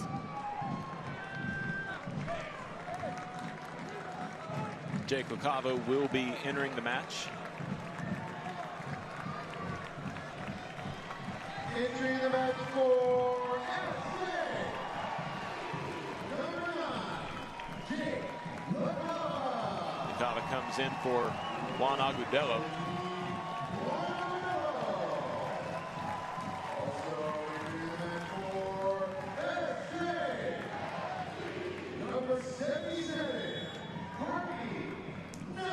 Neville also enters as Gomez comes out. Neville joins SAFC on loan from Phoenix Rising, played 44 matches for MLS Next Pro with Inter Miami 2 and Portland Timbers 2. So good opportunity for SAFC fans to see Neville here at Toyota Field. Yeah, coming into a sticky situation, it's always hard to play a team that's a man down. They tend to get really compact, just hard to kind of break through. Wondering if maybe he made that substitution knowing that he's a guy who knows how to create those spaces and those lines, get creative. That's the kind of player that you need in a moment like this.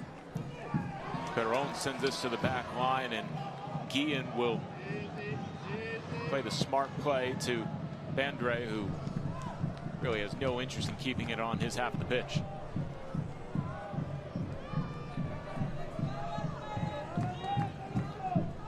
Harvey Neville also featured on Man United at multiple youth levels from 2018 to 2020, only 23 years old. Chip in towards the 6. Buckmaster recycles the service. Nobody there to receive. I like the idea with the quick service in. It's essentially what you have to do in that situation. Foul's called here is Mitch Tainer. Sells the foul and needs a moment to collect himself. Tampa's still handing it to him. Buckmaster back to center circle. First few touches we've seen from Neville, really good service in, doing a great job just to kind of inch in as an outside back. You can tell he wants to be in on the attack. I think sometimes outside backs tend to play it safe. You can see he's trying to get in the mix there. You mentioned now everything becomes much more compact. Everybody just right there at the 18, making sure that there's not many passing lane opportunities. Yeah, the entirety of this game is going to be played on this half. Might see things slow down on the back line, trying to bait a press. But no longer an option there for Tampa. Flag is up, offside, called on SAFC. 75th minute coming to a close. SAFC hoping to take advantage of a man down on Tampa Bay Rowdies side. As if you're just now joining us, Forrest Lasso received his second yellow card. And now Carlos Hinosa looking on to see what his team can do to take advantage of the opportunity here, looking for 3 points in the first win against the Tampa Bay Rowdies in the series matchup.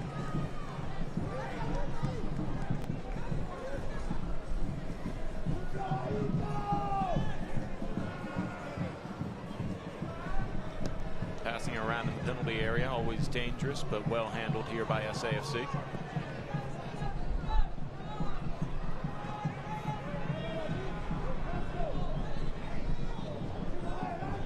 Mitch Tanner surveys his options.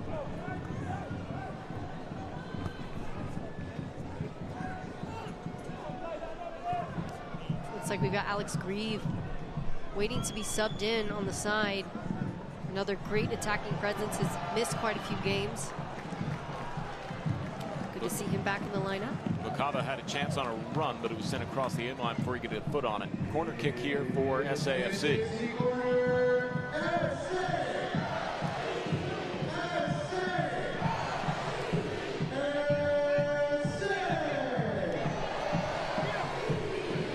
Macaba playing inside the 6 here. Best set piece chance for SAFC in a while. Hawkins. As that one deflected.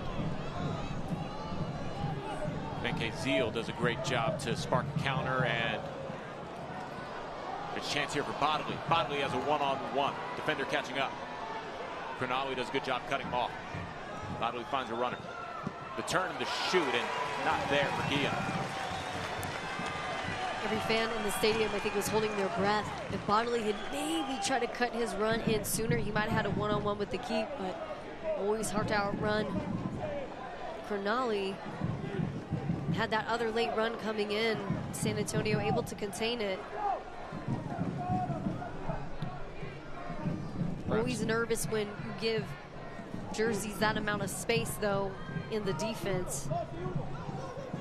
Perhaps the best chance to score a man down is on those counters, obviously.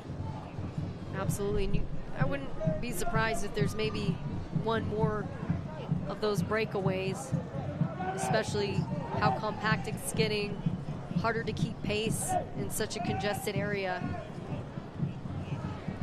Physical fight for the ball. Foul will be called here. Crisostomo doesn't agree, but he'll be whistled.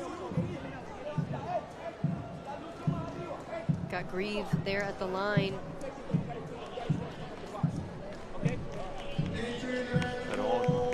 Able to get up, though, despite the contact, and now Hernandez will exit the match as Alex Grieve, you mentioned earlier, patiently waiting, comes in during the substitution window. So Grieve, 2 goals in 15 matches with First Division and Irish side last year in 2024. So good to see him back stateside. He's from New Zealand. Yeah, 2 goals and an assist this season, and part of the New Zealand national team, 14 caps there. Paredes, Bodley with a lot of bodying, and a foul will be called. Takes a lot to push down Paredes. Alex Grieve being back in the lineup is one of those players that could really change things here for San Antonio. Was really productive in the first couple of matches, sustained an injury, missed a couple of games. Now that he is back in the works, things could change here. Between him and you get Jorge Hernandez back, and this could be a really formidable team.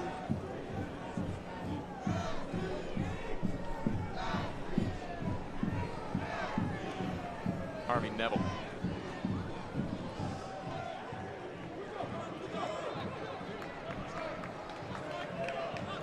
Neville with a good opportunity for a cross here. Does have Reese Buckmaster waiting at the corner of the penalty box. Sends it in across the 6. Goes across the face of goal, and White will head it out. Not much contention there for Tampa. Kind of easily cleared out. San Antonio maybe might need to be a little more goal hungry. Those are the moments where you really miss Agudelo. He's so clinical out of the air. Really hard to push through him too. Fernandez dribbled it right into a crowd. Paredes lost the handle. Bodily comes up with the ball, trying to find some space away from defenders. Crisostomo really accurate down the sideline. Throwing for Tampa Bay. Fernandez will wait for his teammates.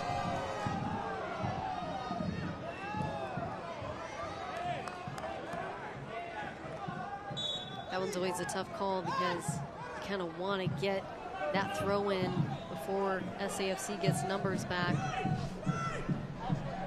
He leaves it here for Blake Bodily. Guillen. Castellanos doesn't send it to anybody in particular on his team. The struggle being down a man when you've been playing a high press. I think sometimes the first reaction is, hey, just send it forward, and now it's coming right back down your throat.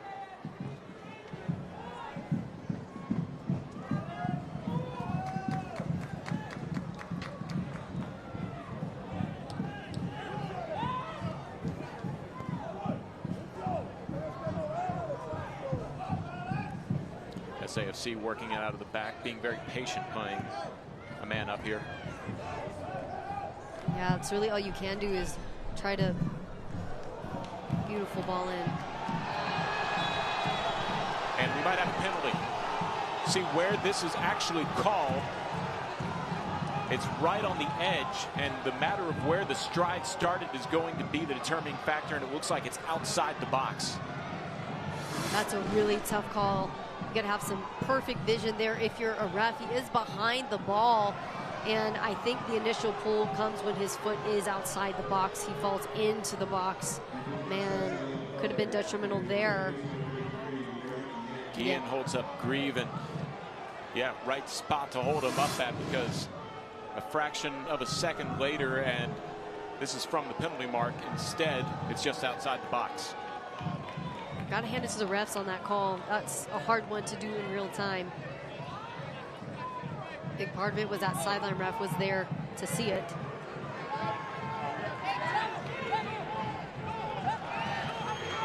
Harvey Neville. Dangerous chance.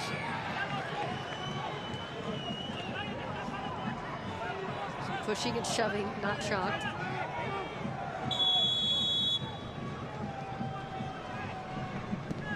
Neville looking for it himself, but couldn't quite find the angle, and then on the run, not able to catch up to it. Crognali. Tough one, that ball bent a little bit. Made it hard to see for guys running in. Might have had a near upper 90 available, but it's just a tough shot. To the disagreement of Hernandez, he thought that it didn't go off his head. Looks like it does. Corner kick here for SAFC.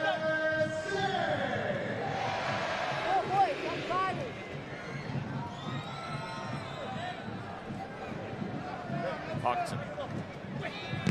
Low line drive taken by Mitch Tainer, and whistles as Tainer will be called offside there as the flag comes up.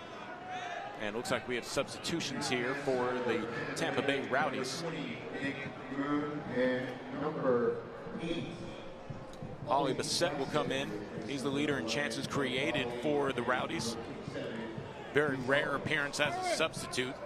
He's created 21 opportunities for Tampa Bay this season.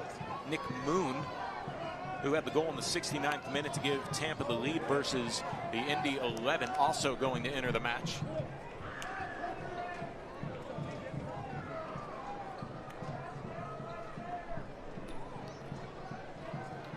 Coming up on July 26th, New Mexico United will be coming into San Antonio. Go ahead and get your tickets here to catch them live at Toyota Field. That'll be an 8 p.m. kickoff against first place in the West, New Mexico United.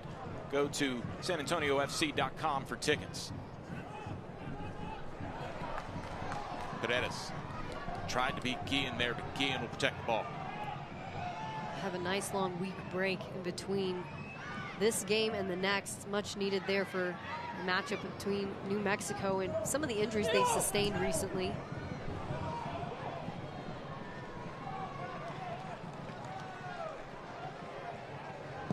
Nemani, a little bit of pressure coming there from the set. Sends it out of play. Talk about New Mexico, and they're absolutely one of the best teams in the league. Completely understandable why they're in that #1 spot. I know San Antonio only sitting 1 point behind, but their attack is so dynamic, so hard to mark, that it's really going to give San Antonio's defense a run for their money. Going to really need guys like Jorge back in the lineup.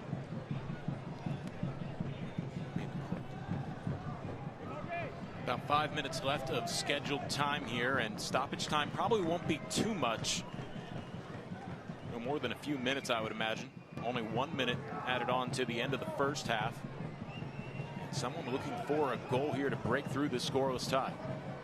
If this ends up 0-0, Tampa with a man down, I think they can be proud of themselves just hanging around all this time. San Antonio got to make some magic happen. Things have become a little stagnant since that red card and some of the changes that were made.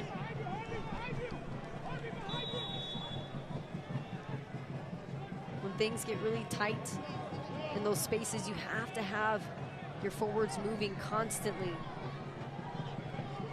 Tampa Bay Rowdies, their best chance with a man down will be dribbled right into traffic. White will come up with the loose ball.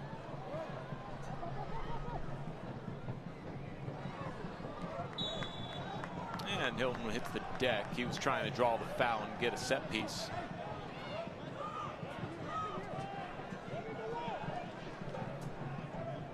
Lewis Hilton in his 6th season spent some time at St. Louis City FC before making his way to Tampa. So far 3 assists, 11 chances created, but in 2024 had 56 chances, most on the team. So again, you see a lot of guys with individual talent that has not been fully unleashed yet. So I'm wondering if Coach Cacciato can come in and try to get these guys to shine again. Hilton did receive the foul he was hoping for, and this could be the best last chance for Tampa Bay Rowdies. Send it toward the 6, off the head and wide. Wow. Fernandez almost sent in the breakthrough goal. Would have been fitting for him, team's ultimate veteran.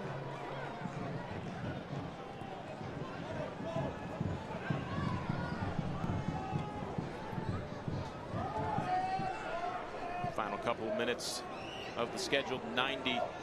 Paredes with a nice touch. And a slow roller will be caught by Vandre off the foot of Grieve. I like the way they were looking on that transition, though. Again, Paredes, this is why he's such a quality player. He can receive that ball from anywhere, and his first touch is immaculate. Cronali called for the foul. Fernandez hitting the deck, slow to get up. Leo Fernandez, 33 years old, the elder statesman. Takes his time, but he's looking gingerly and I don't think they're going to be too quick on the restart here, as Hilton trying to decide what he wants to do with it. The most opportunities that San Antonio is going to have are on set pieces like this, where they're able to counter where the field opens up. It's a lot harder when you have to cook it and find a seam when things are congested. So if they can return this with quality. After all that, Castellanos sends it into this crowd. Not much of an opportunity for return on that one. They were being issued a little bit of a verbal warning or nonverbal warning about time wasting. Just barely avoided it. Too strong on that touch. You can see they're starting to get antsy, trying to force it. And though we're approaching 90 minutes, it's where you got to settle down, be clinical.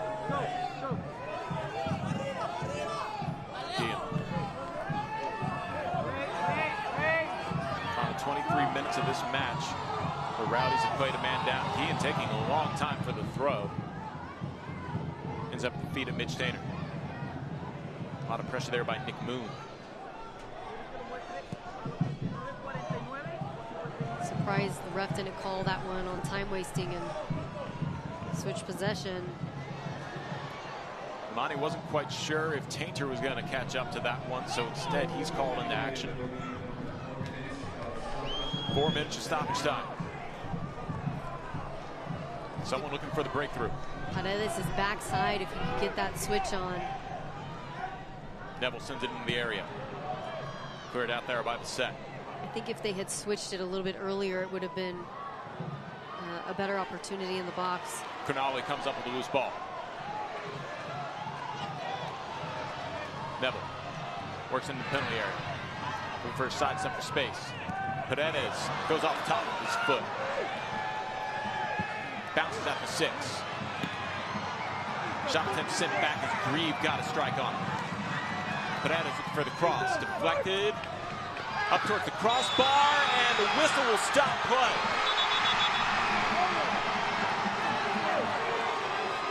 Looks like it'll go against SAFC. Crowd not happy at all whatsoever. I mean, quite the scuffle. We've got Cronali in the mix, hungry for a goal. Bandre doing a great job just to keep it out.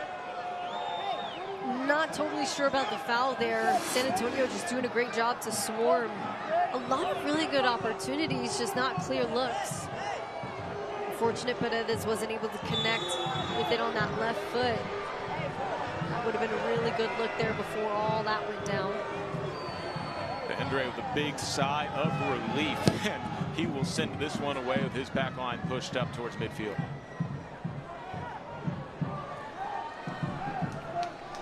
Still got about 2 minutes left of stoppage time, so SAFC not being too patient with this long send. No one will catch up to it. Goal kick.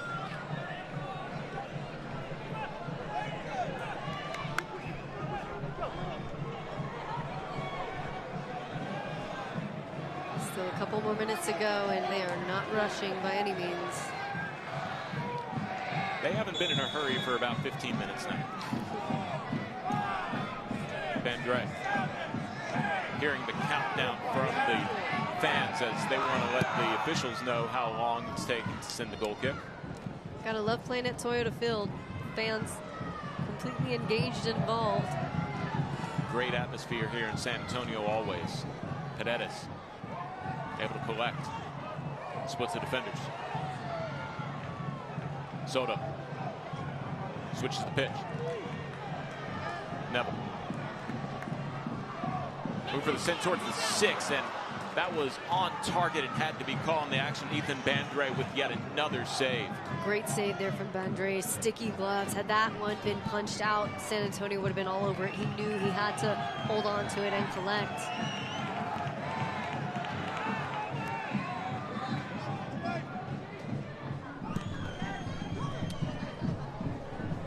Closing moments of the match. SAFC better be on a hurry to create an attack attempt. It's been really disjointed for them in the last few minutes here. Just not able to create what we know they're capable of. 1 more minute. Crisostomo getting that from our official, and that should be an SAFC throw. Begging for the ball quickly. Canali gets back to Tainter. Canali lofts it towards midfield, but it goes across the sideline, and Paredes had no chance to keep that in. They've really got to settle the ball here. I know that's not what you want to do in these final seconds, but they've got to be the ones to possess and dictate the game. Paredes trying to beat Guy into the ball. He has it in the penalty area. Looking for a run. It'll be sent in for a goal by Hawkinson. Hawkinson ends the scoreless tie in stoppage time. Look at that celebration. Absolutely incredible from San Antonio. We've been waiting and waiting. They've been pushing and pushing. They finally found the seam. It's what I wanted to happen all night long, a quicker switch. Paredes gets in from behind, and he did exactly what he's supposed to do. He is so dangerous when he gets in behind the back line. He's able to hold his own. He carries the ball. He gets his head up. He sees that Hawkinson is running right to the 5, and it's absolutely beautiful there from San Antonio. You know they can be happy to walk away from this game with 3 points. Hawkinson with his 4th goal of the season. Paredes gets his first assist of the season, and SAFC in prime position to pick up the win in just a few moments. As long as they keep things clean here and finish as they're supposed to. But look at this celebration. You got those Academy guys in the mix too. Tampa Bay Rowdies almost had their first clean sheet of USL Championship play. Looking for an equalizer desperately. The cross in. Canali heads it out.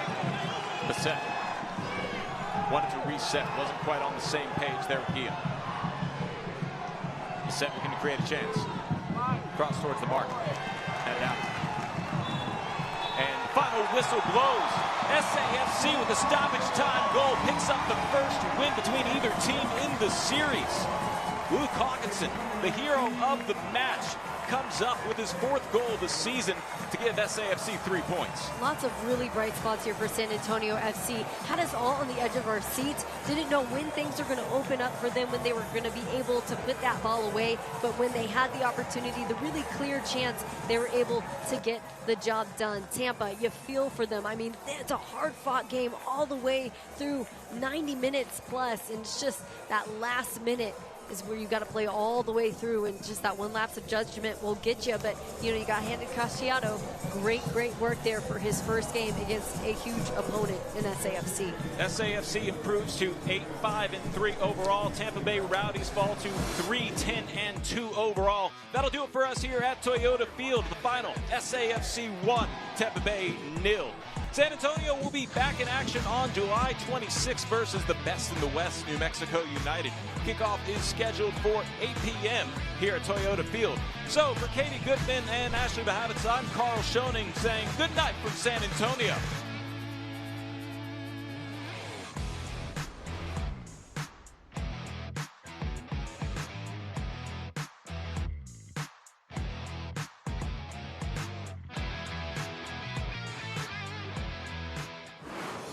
This copyrighted telecast of the United Soccer League cannot be retransmitted, rebroadcast, or reproduced without the express written consent of the United Soccer League.